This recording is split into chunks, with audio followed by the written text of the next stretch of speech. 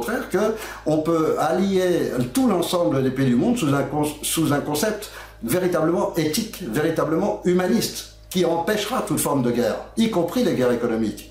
Parce que parfois les guerres économiques sont encore plus destructrices que les autres. Donc c'est une chose vraiment qu'il ne faut pas rater. Et je vous donne rendez-vous le 5 mai.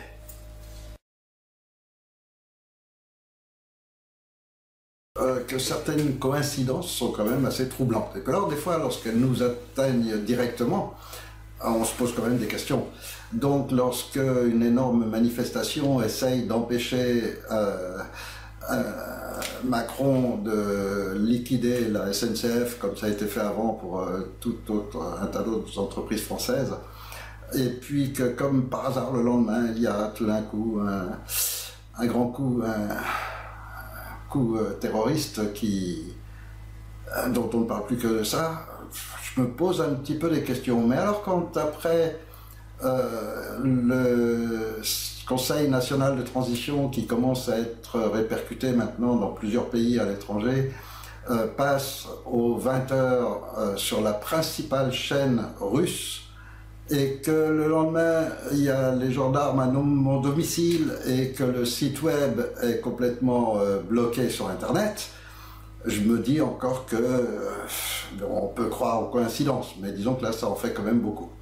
Alors, il y a quelque chose de très particulier que je voudrais exposer ici dans cette petite vidéo très, très rapide que je fais durant ce voyage.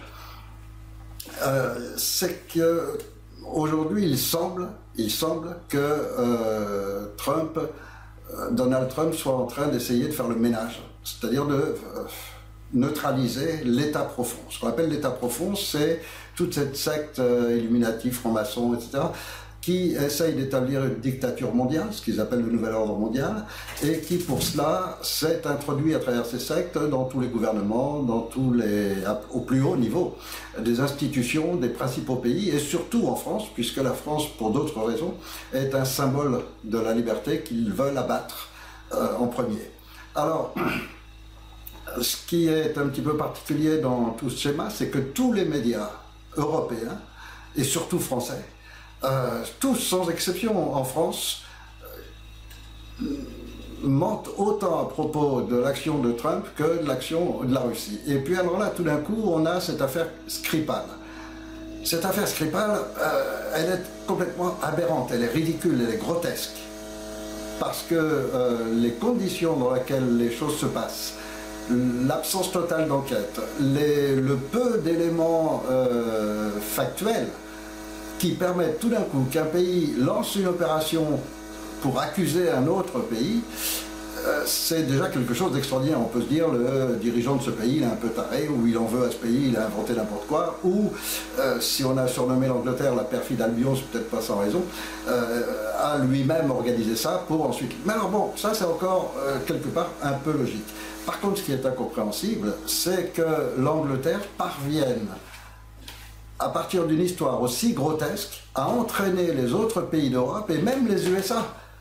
Et donc ça veut dire quand même qu'on découvre un phénomène tout à fait étonnant, même si beaucoup de gens qui sont très informés le savaient, à savoir que c'est l'Angleterre qui dirige les USA et non pas l'inverse. C'est l'Angleterre et la City à Londres qui contrôlent tous les paradis fiscaux de la planète et donc qui détient l'économie mondiale, qui détient le contrôle de tout et de tout le monde. Alors, là, il y a des vraies questions à se poser, parce que est-ce qu'ils veulent déclencher une troisième guerre mondiale? Est-ce que le ménage qu'est en train de faire Trump dérange tellement qu'il ferme les réseaux pédocriminels, qu'il y ait autant de sénateurs et de députés qui démissionnent, etc. Enfin, c'est un vrai chamboulement qui est en train de se passer aux USA. Est-ce que ça déplaît tellement qu'ils veulent précipiter pour déclencher une troisième guerre mondiale? Est-ce que... voilà, il y a beaucoup de questions à se poser, il n'y a malheureusement pas beaucoup de réponses. Mais une chose est certaine, c'est que si on analyse exactement la situation, il est évident maintenant que c'est dans tous les pays du monde que cet état profond s'était installé. Parce que ça fait plus de 200 ans qu'ils ont commencé leur programme. Ils ont acquis les multinationales qui leur donnent les moyens de financer la politique et donc les politiciens, à partir de quoi ils ont créé les organismes internationaux, dont celui qui sélectionne les dirigeants des pays, qui s'appelle le Club Bilderberg. Et donc, ils ont déjà les outils énormes, très forts, pour un petit peu contrôler les choses. Et quand Donald Trump se fait élire, contrairement à tout ce qu'ils avaient prévu. Bien sûr, ça dérange énormément, mais lui, s'il est là, je sais pas, il faut imaginer un homme de 70 ans qui est milliardaire, qui a réussi sa vie, qui a tout bien. À cet âge-là, on a envie d'être au bord de la piscine, profiter de la vie, profiter de ses milliards, et pas aller s'embêter à se lancer dans une croisade où il risque sa vie, où il y a déjà eu plusieurs attentats contre lui, où finalement ça va être une lutte et une lutte et une lutte sans cesse. Donc on peut estimer, avec de bonnes raisons de le faire, qu'il est complètement sincère.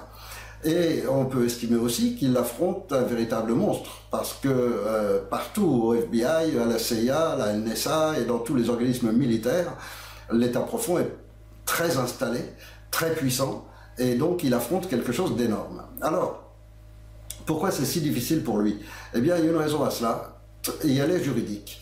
À partir du moment où il a été élu dans les conditions normales d'élection, à partir de ce moment-là, il est dans le système. Et même s'il est sincère, et même s'il veut complètement changer les choses, à partir du moment où il a été élu dans le système, il est tenu d'en respecter toutes les règles. Et donc à partir de là, il est obligé de suivre tous les schémas et de fonctionner avec les institutions telles qu'elles sont. D'où la difficulté de nettoyer le pays. Nous, en France, on a une chance extraordinaire, exceptionnelle. Et c'est pour ça que la France va être le pays qui lance le nouveau monde.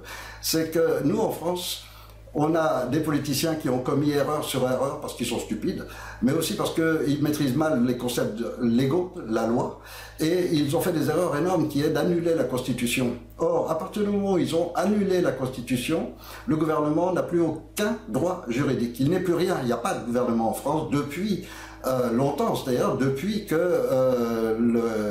la volonté française a été annulée par un petit groupe d'individus, c'est-à-dire en l'occurrence le traité de Lisbonne.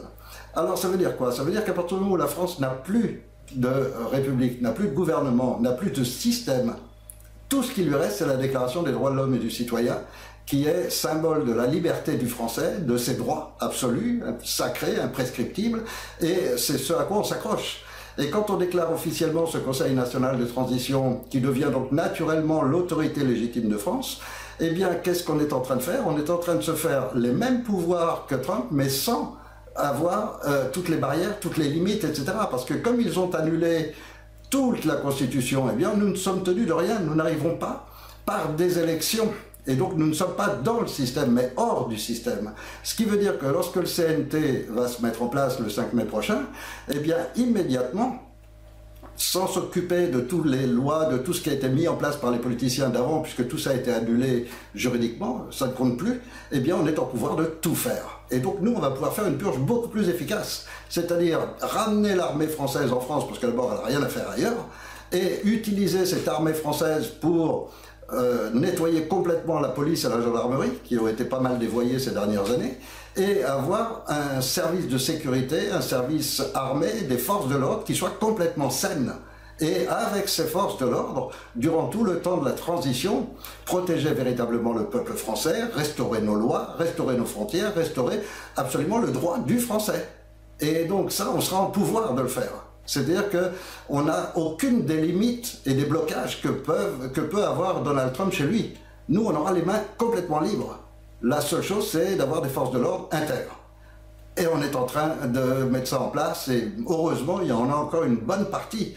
En tous les cas, à travers les contacts que j'ai eus avec beaucoup d'entre eux, il y en a un grand nombre d'entre eux qui a complètement envie de revenir dans l'état de droit, qui a complètement envie de protéger le français comme lui-même veut être protégé, qui a envie que ses enfants puissent avoir un avenir, et donc il a son intérêt, c'est aussi de défendre l'avenir des enfants des autres, et ainsi de suite. Donc on retrouve une situation complètement saine. Et pourquoi? Parce qu'on a le pouvoir, que ces forces de l'ordre ne travaillent que sous l'ordre du peuple. C'est pourquoi quand on emploie l'expression introniser, c'est-à-dire mettre le peuple sur le trône, c'est une très belle expression, parce que c'est un peuple qui devient roi, qui devient le souverain. Et le peuple souverain, c'est exactement ce que décrit la Déclaration des droits de l'homme et du citoyen. Et un souverain, c'est un roi, il fait absolument ce qu'il veut chez lui. Et là est toute notre force, toute notre puissance. Nous, Français, nous avons cette chance extraordinaire de pouvoir nous imposer totalement. Et donc de ne plus rien avoir à subir des politiciens et de tous leurs complices. Donc cette chance extraordinaire à saisir, à partir du 5 mai, c'est une France nouvelle, mais c'est surtout des concepts nouveaux qui vont se mettre en place à travers les Français eux-mêmes qui vont choisir une autre forme de gouvernance, qui vont choisir un autre monde. Est-ce qu'on rentre dans le jeu global de la géopolitique actuelle, qui est un jeu de guerre permanente, guerre économique, guerre militaire, guerre... Regardez un peu la planète, prenez une boule, regardez, partout c'est des guerres. Et quand c'est pas des guerres, c'est que les pays sont déjà totalement ruinés et que les gens sont en train de mourir. Or, est-ce que c'est ça le futur de l'humanité? Eh bien, la France est en pouvoir, à partir du 5 mai, sera en pouvoir de lancer un nouveau concept. Et un nouveau concept qui ne veut pas dire tout et n'importe quoi, ça veut dire au contraire qu'on peut allier tout l'ensemble des pays du monde sous un concept véritablement éthique, véritablement humaniste, qui empêchera toute forme de guerre, y compris les guerres économiques. Parce que parfois, les guerres économiques sont encore plus destructrices que les autres. Donc, c'est une chance vraiment qu'il ne faut pas rater. Et je vous donne rendez-vous le 5 mai.